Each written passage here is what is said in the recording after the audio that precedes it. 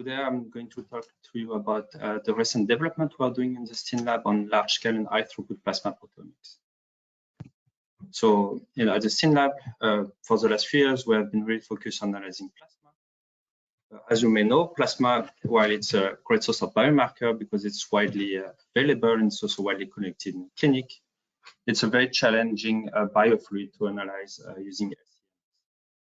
So the 20 most abundant protein account for around 98% of the entire plasma protein content.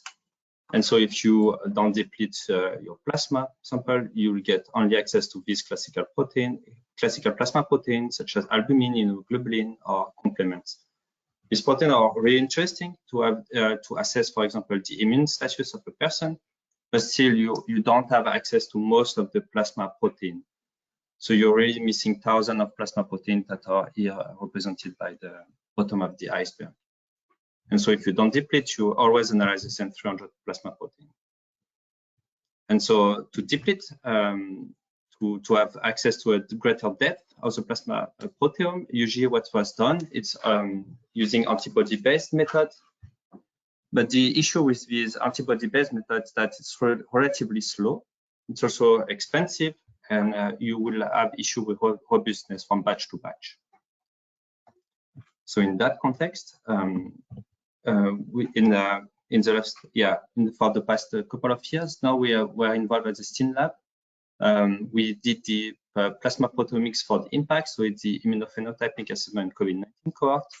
So the idea of that cohort, which started just right after the beginning of the pandemic, was to enroll around 1,000 individuals that were hospitalized due to COVID-19, collect 6 samples while these persons were at the hospital, and then 4 samples after their hospital stay. And so we were gearing up to analyze around 10,000 samples. So that was the initial project. So this cohort, just a few words about that cohort, so samples were collected in 20 hospitals across the USA. So as you can see here, and it's really a multi-omic cohort. So you have a lot of different assays that were performed in here at the Steen Lab. So we are in charge of the proteomics, so the plasma proteomics. So the project was divided in 3 phases. Basically, it was first phase in December 2020. So it was really an exploratory phase.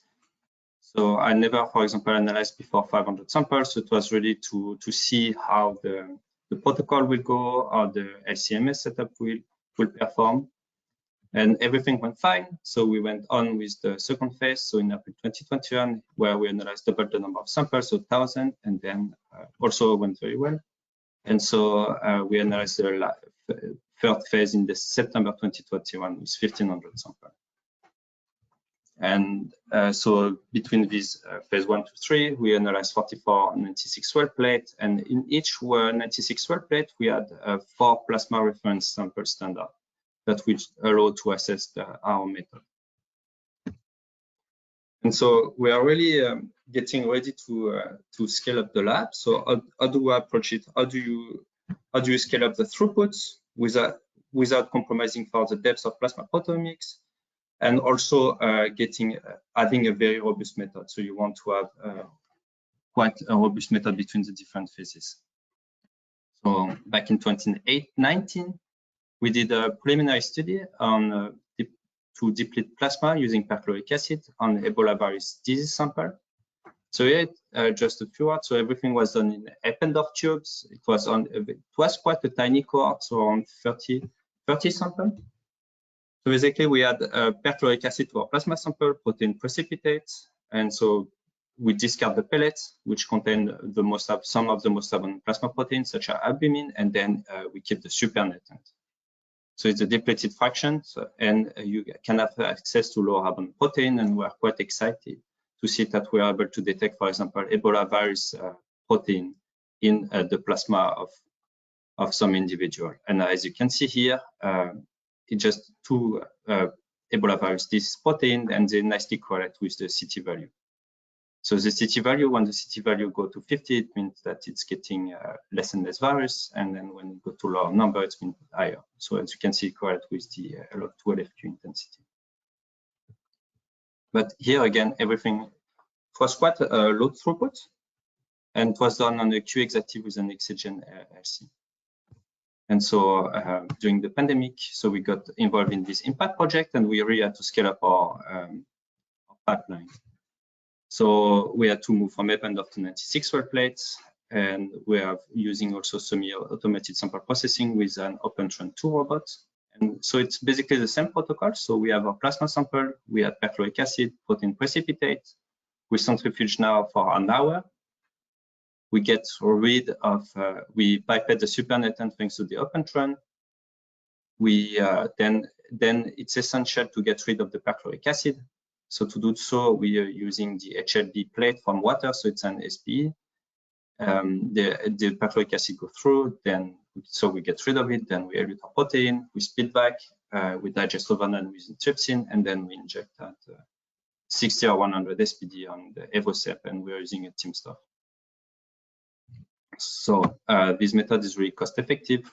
So perchloric acid is really cheap. Also, the acidic condition are so absolute that the method is very robust. And it's also high throughput. So nowadays we process 2 plates a day, but we could also process 4 eventually. It's quite easy. And the depth that we reach, it's around 1,000 protein per sample in only 11.5 minutes one time. So with the 100 sample per day. And if you want to know more, so it was recently published in Science Advances, and here the method. So as I said earlier, we put 4 reference standards in each sample, and that we use to assess robustness. And to assess the robustness, first we look at the PCA. So we look at batch effect between the phase 1 to 3. So you have phase 1 in blue, 3 in red, and 2 in pink. And as you can see, there is no clear separation between the different phases. So it means that we have minimal batch effect between all the phases, showing the robustness of the method. Then here on the second plot, it's a sample-sample correlation. So it's only a reference standard, and you can see that they all nicely correlate together, and there's also no clear differentiation between the phase when we do hierarchical clustering. And I want to point out that the scale is from 0.8 to 1. So as you can see, there is maybe that one is a bit an outlier, but still it has a correlation with most of the sample of 0.8. And then when we look at the coefficient of variation within each plate, for each protein quantified, so we can see that we are around 16% on average. And then we just had 1 plate that was an outlier out of the 44 that we analyzed in these 10 months. So our method has shown to be very robust. And then in terms of depth and throughput, so here it's the result for the all impacts study. So from phase 1 to 3, so in DD at 60 SPD. So we quantify average around 500 to 600 protein per sample, which is quite good for DDI. We're using match between run. And then in DIA at 60 SPD, here we really increase our number of protein to 1,300 on average per sample. And then at 100 SPD, we can detect around 1,000 protein per sample. And this for the DIA, it's a subset. It's only a sample for phase 1, so it's around 500 samples that are a subset of the one that you can see here in DDI. And so we also wonder what is happening during depletion. Why is it working so well? And here we just compare the rank of the 50 most abundant plasma proteins. So on the y-axis, you have the neat plasma, so the non-depleted plasma. On the x-axis, you have the depleted plasma. So with the perchloric acid method, and for example, I just want to point out, for example, albumin. So usually it's rank 1 in our neat plasma, and here it's really with when we deplete, it goes to rank 35. So it's just showing that our method is very highly efficient at depleting some of the most abundant protein. And you also have some example of this protein ATIH2, which is around 122, and now it's above 4 or 500. So back to the impact. So just going to show you some results that we obtained thanks to this method. So we analyzed plasma sample from around 1,000 individuals, which lead to around 3,000 plasma samples. So these individuals were all hospitalized due to COVID-19, and they were split in 5 clinical trajectory groups based on their disease severity. So from TG1, which is the least severe group. So they have a moderate illness, they have a brief hospital stay, and they have globally they went well in the hospital. And then you have TG5. Here it's the most severe group, so it's very critical illness. People who will die within 28 days of hospitalization. And as you can see, what with this large cohort, which is really nice, that you have you can have 200 individual per group, so which allows us to do some very powerful statistical analysis. And just to again emphasize on the depth of the proteome that we can reach with our method, is that we could also detect some one viral protein from SARS-CoV-2 in plasma, so in the nucleoprotein. So here it's data admission that I'm showing. And as you can see, if you look at the LFQ intensity between the different trajectory group, the abundance doesn't change much. So we don't have differences between the different trajectory group based on the abundance of the nucleoprotein. But what we observe is that, you know, TG1 is should be 200 points, and then we only have a few data points. And so we look at the observation frequency, and what we observe is that we detect the nucleoprotein on 5% of the people in TG1, and in more than 40% of the in people in TG5. So meaning that this nucleoprotein is really changing. It's really linked to disease severity at admission at the hospital. And here the P-adjusted value are based on the Fisher exact test. And then we also then investigate some pathway, so some longitudinal analysis during between the different trajectory group during the hospital stay. So here on the x-axis is days since admission. And you can see, for example, on the complement coagulation cascade, you have roughly between the different trajectory groups the same level at admission. So meaning that the complement system is upregulated at admission in COVID-19 patient, but then it's steeply decreased in the least severe COVID-19, so TG1 to TG3. TG4 also decreased, but then TG5, it's only going up over time. And for the neutrophil extracellular trap, here it's even more striking. So here you already have big differences between the least severe, so TG1 to 3, in comparison with TG4 and 5, meaning that it's really linked to severity at admission. And then what we can see is that in the whole group, it's going down over time, but then in TG5, people who will die eventually in 28 days, it's only going up. So we really put map this pathway over time in this COVID-19 context. And then what we're testing in the Steen Lab, it's also biomarkers. And here it's really, I just want to emphasize how that it's really good to work with these large cohorts. So we have a study, so it's an ongoing study about finding biomarker for Lyme disease. So in children, so basically we have a group of children that go to the hospital because they have joint pain. But it's hard to know if they have juvenile arthritis or Lyme disease. So to do so, thanks to Liz Nikrovich at BCH, we got access to 2 independent cohorts, so discovery cohorts from 3 hospitals, so in Massachusetts, Delaware, and Rhode Island, that are split between Lyme and arthritis 3-to-1. So we have one disease patient for 3 control, and their age and sex match. And then we have a validation cohort, again, absolutely independent with 3 different hospitals to validate our results.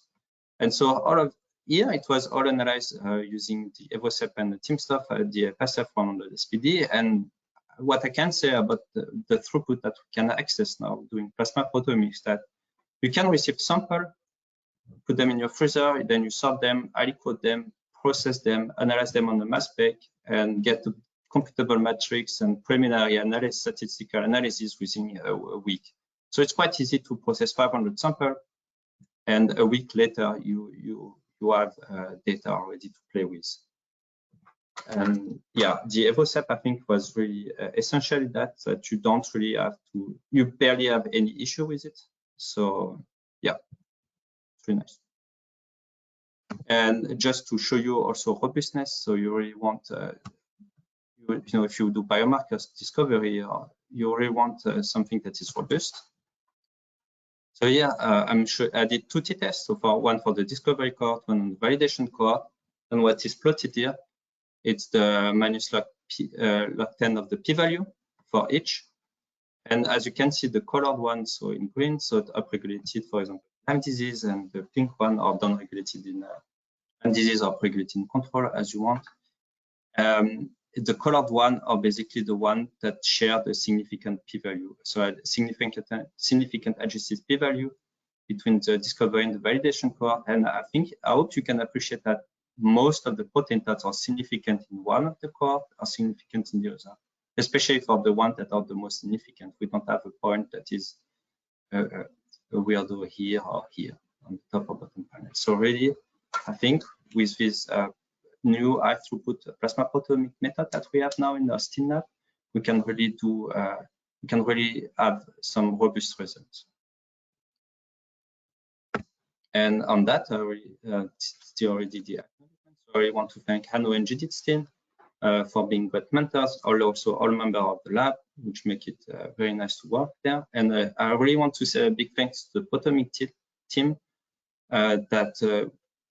whom I did the impact project. So Benoit here, Meenakshi, David, Kinga, and Patrick. And yeah, on that, if you have questions, I put my email address and you can reach out to me.